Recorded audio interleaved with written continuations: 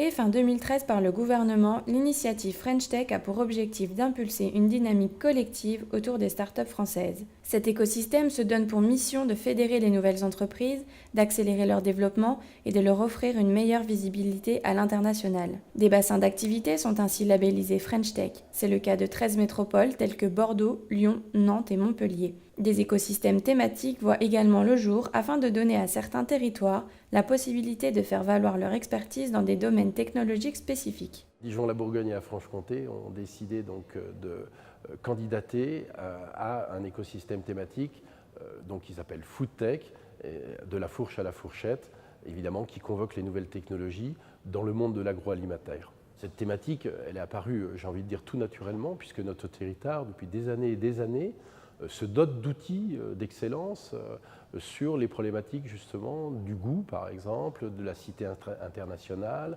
des climats de Bourgogne. Donc on voit bien que Dijon, la Bourgogne et la Franche-Comté sont au cœur de cette thématique.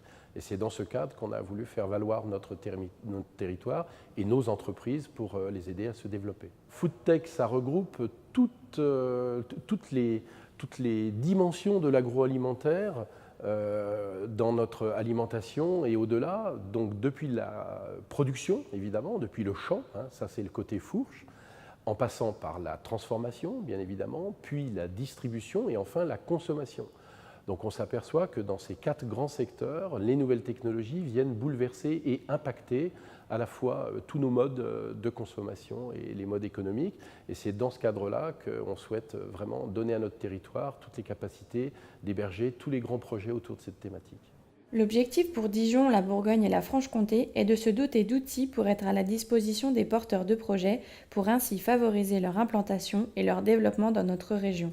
Espaces de coworking, Fab Lab, aide à la recherche de locaux et de financement, des outils pour certains déjà présents que la mission Foodtech souhaite mettre en valeur et développer. C'est certain que la labellisation, et je crois qu'elle est là pour ça, elle serait de nature à nous permettre de développer notre visibilité et notre activité beaucoup plus vite.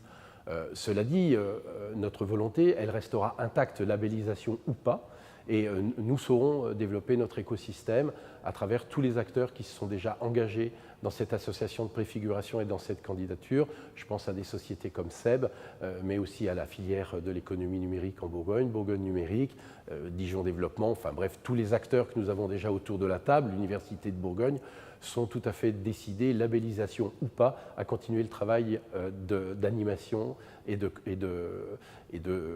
construction, de développement de cet écosystème. On a d'ores et déjà, quel que soit le résultat de la labellisation, prévu effectivement des actions, notamment à la rentrée, où dans le cadre des France Digital Day, on aimerait bien faire un Food Digital Day à Dijon. Pour le territoire, les enjeux sont multiples. Création d'emplois, développement économique, accueil de projets innovants et plus grande visibilité à l'international du territoire. Il était absolument impératif pour la mission nationale que cette problématique de la foodtech ne soit pas une problématique isolée. C'est assez important qu'on ne soit pas seul. En même temps, bien sûr, l'objet de notre candidature, c'est d'être retenu comme le territoire principal sur lequel seront adressés les projets, mais bien évidemment en collaboration avec d'autres écosystèmes thématiques et d'autres territoires. Mais nous souhaitons que ce soit Dijon, Bourgogne, Franche-Comté qui soit un petit peu les leaders à travers tout ce que la Bourgogne porte quand même en termes de visibilité au niveau de l'agroalimentaire dans le monde.